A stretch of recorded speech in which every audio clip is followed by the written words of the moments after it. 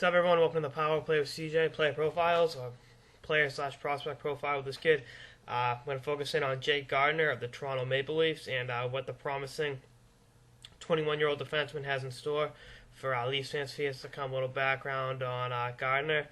Got drafted 17th overall back in '08 by the Ducks. Played 3 years at Wisconsin. Last year, during his junior year at Wisconsin, got traded with Joffrey Lupul for Francois Beauchemin in a deal that Toronto won going away. Kind of nature of the beast. But signed with the Leafs after the season. Played in 10 games with the Marlies and had 3 games in the American, 3 assists in 10 games in the AHL. This year's been up almost all year. Played 1 game with the Marlies, had an assist, and 57 games with the Leafs. Has 19 points. You know, just really playing very well. He's 3rd or 4th in defenseman scoring, which for a 21-year-old kid is amazing. You know, he's definitely, you can really see why with his fluid skating ability, good shot, and great on-ice vision. And you can understand why Burke wasn't willing to part from him, not even for Rick Nash on the deadline earlier this week. So, you know, I'm really intrigued about what he's going to offer Leafs for years to come. Hopefully he goes easy on the Bruins and doesn't put too many points on the board. But at any rate, you know, like I said, great skating ability. He's, you know, not a bad size kid either. Usually these young power play quarterbacks are, you know, 5'11", 6 feet. This kid's 6'2" and 185 pounds. He needs to fill out his frame a little bit more.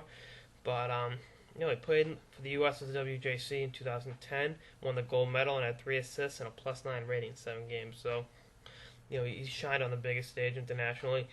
And, you know, he's definitely going to be a power play quarterback and an all-situation defenseman that you can really build a team around. You know, is he going to be a perennial Norris Trophy winner? I don't know that. You know, I think that's maybe a little bit of a stretch. But is he going to be a guy that puts up 50 points a year and really provides fluid offense on your power play, you know, makes breakouts easier and allows, you got a guy like Phil Kessel out there, you know, good heads-up pass, hit Kessel tape to tape, and, you know, really open up the flow of the game and make everything easier for your forwards? Yeah, absolutely, he can do that. Good, like I said, good passing ability, good shot, and a really, really fluid skater. You know, I really like what I see. And those are all the components, you know, to being a power play quarterback, I think, and being a top-flight offensive defenseman in the National Hockey League. You know, going a step further, his defensive game isn't bad. He's got a good reach at 6'2", and, you know, his hockey IQ is through the roof. And, you know, like I said, his defensive game is good. It can get better, though, as it can with many young players. I think one of the biggest transitions, you know, defensemen take longer to develop.